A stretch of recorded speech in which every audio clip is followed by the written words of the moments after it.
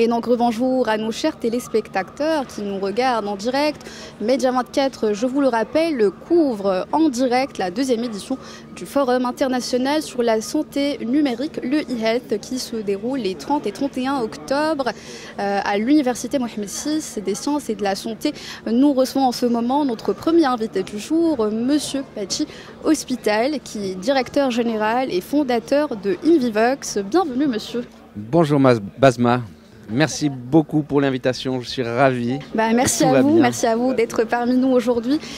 Vous êtes fondateur, directeur général de Invivox, qui est une plateforme de partage de connaissances entre professionnels de santé en France. Vous avez formé plus de 350 000, si je ne me trompe pas, de professionnels en 2024, dont 6 000 professionnels au Maroc. Parlez-nous de cette expérience. Alors, je redis, merci beaucoup pour l'invitation. Effectivement, nous sommes une plateforme qui a pour vocation de permettre aux professionnels de santé d'avoir accès à de la connaissance, de se mettre à jour de manière permanente. Il y a un gros enjeu pour les professionnels de santé partout dans le monde, parce que vous l'avez bien dit, on est basé en France, mais aujourd'hui on rayonne partout dans le monde. Il y a un énorme besoin des professionnels de santé de pouvoir mettre à jour leurs connaissances en permanence pour pouvoir proposer les meilleurs soins aux patients. Invivox, ce qu'on a fait, c'était aller au cœur de la pratique des professionnels de santé et leur demander quelles étaient les contraintes pour cette mise à jour, parce que c'est pas évident. Vous avez procédé donc à une sorte de sondage auprès des professionnels, c'est ça ? On a commencé comme ça, en allant les consulter, et aujourd'hui on est dans un échange permanent avec les professionnels de santé pour toujours leur apporter le meilleur accès à cette fameuse connaissance.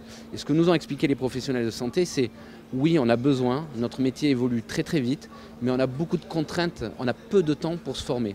Donc ce qu'on a fait, c'est de développer, utiliser le digital, parce que le digital est partout et nous permet d'aller partout. Et on a écouté et on a créé des formats qui correspondaient aux besoins, c'est-à-dire des formats plutôt très courts. Customisés aussi ? Alors oui, customisés, puisque en fait, on a des formats qui sont très courts, très pratiques et faits par des professionnels de santé pour des professionnels de santé. Une sorte d'apprentissage entre pairs. Exactement, c'est de l'apprentissage entre pairs. Et quand vous dites customisé, nous aujourd'hui, toute cette formation, une grosse partie se fait sur le digital, donc on remonte énormément de données et on commence à voir qu'il y a des habitudes différentes entre un médecin généraliste, un pneumologue, une infirmière, et donc on va customiser les contenus de manière à nous adapter aux besoins spécifiques d'une profession. Est-ce qu'il y a un engouement particulier pour une discipline plus particulièrement, ou est-ce que toutes les disciplines confondues connaissent un engouement et intéressent les professionnels qui adhèrent à votre plateforme? Alors, si on le regarde d'un point de vue très macro, il y a un besoin dans toutes les disciplines. Partout. Après, si on rentre un peu plus dans le détail, la médecine, elle est divisée malgré tout entre la médecine générale, ou on va dire la médecine de premier recours, qui va regrouper les médecins généralistes, les infirmiers, les kinés, les pharmaciens, les sages-femmes, qui eux sont la porte d'entrée du patient vers le soin. Et ensuite, vous avez les spécialistes, avec la ville et l'hôpital. Les spécialistes deviennent des ultra-spécialistes. Donc ils ont un environnement où ils échangent déjà assez régulièrement. Il y a toujours un besoin, et c'est pour ça qu'ils échangent, mais le plus gros des besoins est pour cette médecine de premier recours, les médecins généralistes, infirmières, kinés, pharmaciens et sages-femmes. Et là, sur ces spécialités-là, on est surpris du temps que ces professionnels de santé prennent pour se former. C'est-à-dire qu'on va avoir des moyennes sur un gastro-entérologue qui va venir 2-3 fois dans l'année sur Invivox, une infirmière ou un médecin généraliste. C'est des formations par visioconférence? Oui, alors, il peut y avoir soit des formations qui sont, on va dire, live. Voilà. Les personnes se connectent à un webinaire. Et donc écoutent, peuvent poser des questions. Parfois des classes virtuelles qui sont live, c'est des petits groupes, et là ils échangent. Et vous avez aussi ce qu'on appelle des modules asynchrones, c'est-à-dire sans date. C'est du module de e-learning, des cas cliniques interactifs, des podcasts, des quiz. Et là, les professionnels de santé le font quand ils veulent, quand ils ont le temps. Et c'est ça tout l'intérêt, pouvoir leur permettre d'avoir accès à des contenus quand ils en ont le temps. Et pour finir de répondre à votre question, pardon Basma, c'est pas grave. On se rend compte et on le voit, les médecins généralistes, les infirmières, surtout ces deux populations, se forment mais plusieurs fois par mois. Parce que plusieurs fois par mois, ils vont se dire, voilà, j'ai 5 minutes, j'ai 10 minutes, j'ai 15 minutes, hop, je vais aller regarder sur un sujet spécifique, de manière à me sentir ensuite plus à l'aise dans ma pratique. Est-ce que c'est des formations qui sont payantes ? La grosse majorité des formations que nous avons sur la plateforme Univivox sont gratuites. Ce sont des professionnels de santé qui proposent de partager leurs connaissances sans rémunération. Leur propre initiative. Après, sur Univivox, vous trouverez aussi certaines formations payantes parce que le professionnel de santé ou l'organisme de formation a passé du temps et crée beaucoup de valeur dans sa formation et propose des formations payantes. Mais je dirais que 95% des formations sont gratuites. Très bien. Moi, j'aimerais aussi qu'on s'arrête sur un autre sujet qui est la responsabilisation et l'implication des nouvelles générations. Donc tout ce qui est parcours éducatif en technologie de la santé. On sait qu'au jour d'aujourd'hui, les nouvelles générations, elles sont intéressées, attirées par le gain facile et rapide, et du coup, arriver à les fidéliser et à qu'ils soient intéressés par des branches aussi épineuses, peut-être comme la médecine, ça peut être une tâche assez difficile. Comment et quelles sont vos recommandations, Monsieur Pachi, pour justement fidéliser, impliquer davantage les nouvelles générations dans ce domaine et plus globalement dans tout ce qui est santé numérique? Votre question, c'est comment on pourrait attirer plus de jeunes à venir faire des études de médecine. Davantage, oui, et de se spécialiser surtout dans les technologies de la santé. Alors, moi je pense que la médecine, c'est un métier de vocation. Donc je pense que naturellement... Il faut être passionné d'abord. Naturellement, les gens qui ont un intérêt pour l'aide à l'autre vont venir, et c'est difficile de venir tirer les gens en disant « bien, tu vas venir aider les gens », c'est compliqué. Et surtout la médecine, ça demande beaucoup de résilience parce que les études sont longues.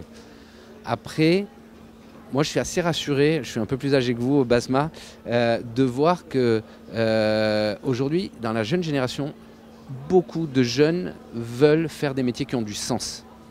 Et la médecine est un métier qui a du sens. Donc c'est un premier point qui permet d'attirer les jeunes. Après, vous faites le lien avec la technologie. Les jeunes générations, elles naissent, elles sont digital natives. Donc aujourd'hui, il y a effectivement un problème de l'intégration de la nouvelle technologie avec une frange de professionnels de santé, je dirais ceux de mon âge, un peu plus de 45 ans, je ne vous dirai pas mon âge, mais nous on le constate sur Univivox, la frange des médecins de moins de 45 ans, moins de 40 ans, elle va dans le digital. Et ceux qui adhèrent le plus. Au contraire, je vais même vous dire, ils ont compris que le digital allait les aider à mieux faire leur métier. Donc, je pense qu'aujourd'hui, une grosse partie de la population des médecins, et encore une population, on va dire, au-delà de 40-45 ans, mais la nouvelle génération qui arrive, moi j'ai vraiment confiance dans le fait que cette génération va s'intéresser aux technologies qui vont permettre de faciliter et d'améliorer le travail des professionnels de santé. Donc je vous rassure, je pense qu'il n'y a pas besoin d'aller les motiver, ils naissent avec, ils vont se former avec. Par contre, il y a un vrai enjeu actuellement de ne pas rater le train pour ces générations qui sont encore dans le métier pour 15-20 ans, de rentrer dans le digital, et ça c'est plus compliqué.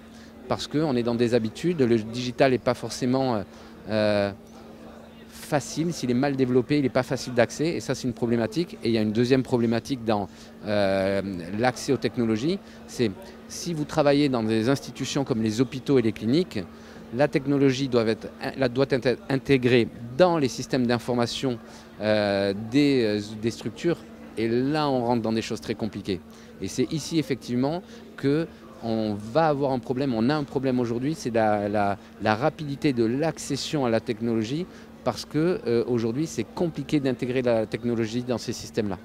Est-ce que aussi c'est des investissements chers quand on parle d'investissement dans les technologies de santé? J'imagine que c'est des fois des grosses machines ou bien des solutions qui sont peut-être peu accessibles. Est-ce que c'est des investissements qui sont peu accessibles pour les médecins? Moi je ne crois pas.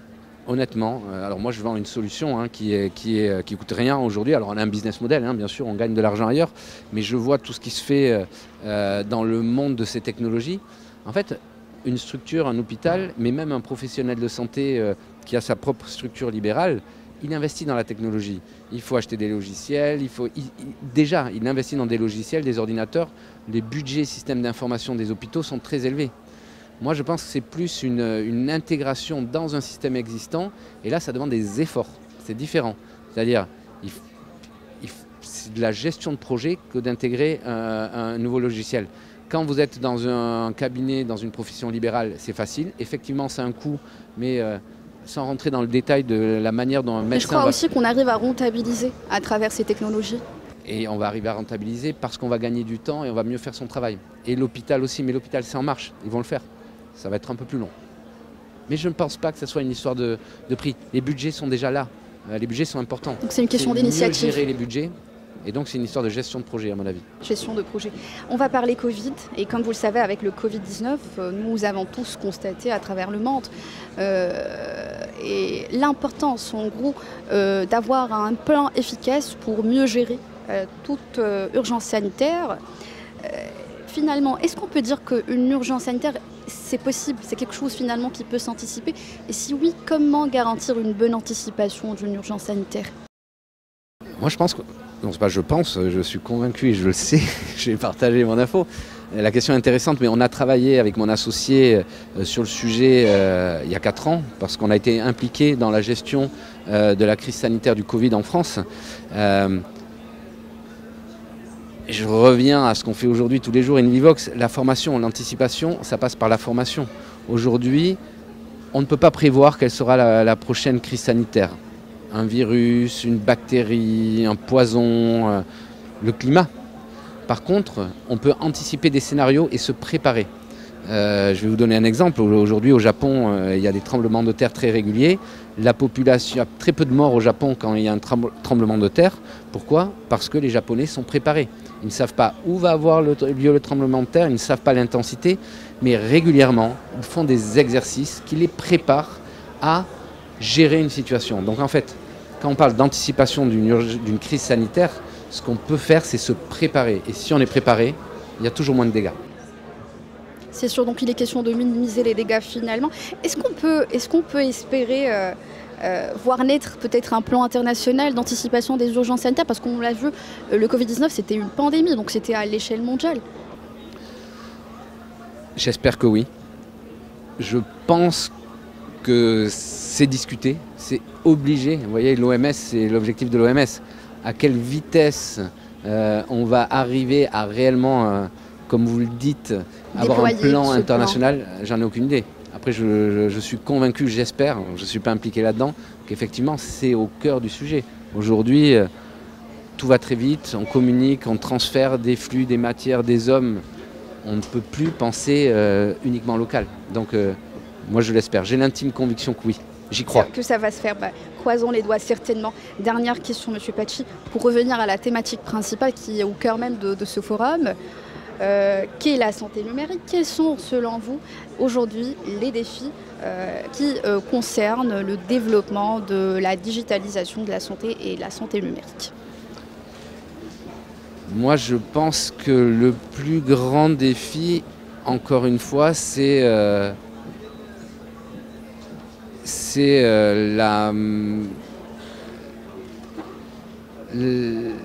la prise en main, l'intégration de la technologie dans l'usage tous les jours.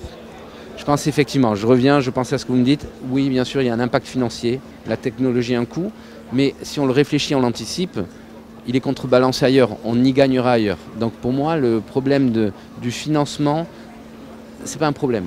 Par contre, la manière dont on va y donner accès, la manière dont les professionnels de santé vont l'intégrer dans leur pratique, la manière dont les hôpitaux vont l'intégrer dans leur structure, à mon avis, on en a parlé, l'enjeu il est là, c'est comment on accélère l'intégration, la mise à disposition des professionnalités et l'accessibilité aux technologies. Merci beaucoup M. Pacci pour votre présence parmi nous aujourd'hui. Merci pour ces réponses très intéressantes. Chers téléspectateurs Média 24, restez connectés, notre couverture se poursuit encore.